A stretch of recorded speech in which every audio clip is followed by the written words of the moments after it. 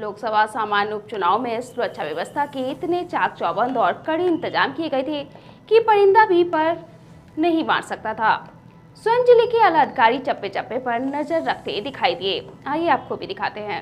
और प्रिय छात्रों, क्या आप एक ऐसे स्कूल की तलाश में हैं जो आपके बच्चे को न केवल शिक्षा बल्कि उनके समृद्ध विकास के लिए भी समर्पित हो? तो आइए हमारे school Suditi global academy Mainpuri के साथ जुड़िए और देखिए कैसे हम आपके बच्चे के भविष्य को समृद्ध बनाते हैं। हमारे स्कूल में शिक्षा को एक नया आयाम दिया जाता है, जहां हम पाठ्यक्रम के साथ साथ जीवन के मूल्यों को भी सिखाते हैं। हमारी विशेषता में सुविधाजनक शिक्षण, प्रौद्योगिकी अद्यतन और शिक्षा में नवाचार जैसे छात्र हितकारी कार्यक्रम सम्मिलित हैं। हमारे विद्यालय में छात्रों को विकास के साथ साथ समर्थ नागरिक बनाने का अद्वितीय प्रयास किया जाता है। यहाँ हम न केवल पढ़ाई कराते हैं बल्कि स्कूल के बाहरी कार्यक्रमों, खेलों और कला संघों के माध्यम से छात्रों के सामाजिक, मानसिक और शारीरिक विकास का भी पूर्णतः प्रयास करते हैं।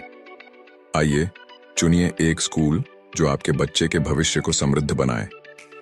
आप हमें सुदिति ग्लोबल एकेडमी मैनपुरी में मिल सकते हैं या नीचे दिए गए नंबर पर कॉल कर सकते हैं।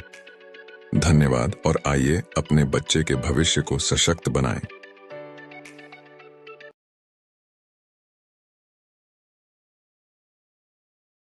लोकसभा का चुनाव प्रशासन के लिए बेहद चैलेंज भरा था, क्योंकि पूरे उत्तर प्रदेश में ही नहीं बल्कि देश में मैनपुरी लोकसभा का चुनाव सुर्खियों में था। पूरे देश की नज़र इस चुनाव पर थी, इसलिए इस चुनाव में किसी भी तरीके की कोई कोर कसर या कोई चूक, कोई गड़बड़ी ना हो, इसके लिए जहां दोनों पार्टियों के प्रदेश स्तरीय नेतृत्व इस चुनाव में भरपूर कड़ी मेहनत की, तो वहीं पूरे उत्तर प्रदेश के प्रशासन ने भी इस चुनाव को देखते हुए सुरक्षा व्यवस्था पर पैनी नजर रखी थी। यह जो तस्वीरें हम आपको दिखा रहे हैं, तस्वीरें लोकसभा उपचुनाव के पोलिंग बूथों की तस्वीरें हैं। यहाँ बड़ी संख्या में पैरामिलिट्री फोर्स और जनपद की फोर्स समेत गैर जनपदों से आए फोर्स की तैनाती की गई थी। एक पोलिंग बूथ पर दर्जनों की संख्या में पुलिस कर्मियों की तैनाती थी।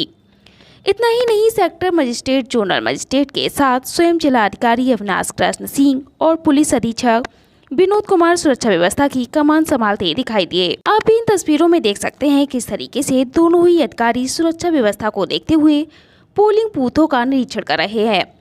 तस्वीरें थाना क्षेत्र भोगांव, कुरावली और बिछवा की हैं।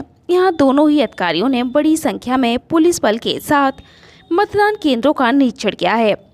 सुबह से शुरू हुआ मतदान देर शाम 6 बजे तक लगातार जारी रहा। सुबह से लेकर शाम तक छुटपुट घटनाओं की खबर आई थी, लेकिन कोई अनहोनी या अप्रिय घटना सामने नहीं आई। शांतिपूर्ण तरीके से देश का सबसे बड़ा चैलेंज चुनाव प्रशासन ने संपन्न कराने का काम किया। सुरक्षा व्यवस्था को लेकर पुलिस अधीक्षक ने क्या बताया, यह जरा आप भी सुनिए।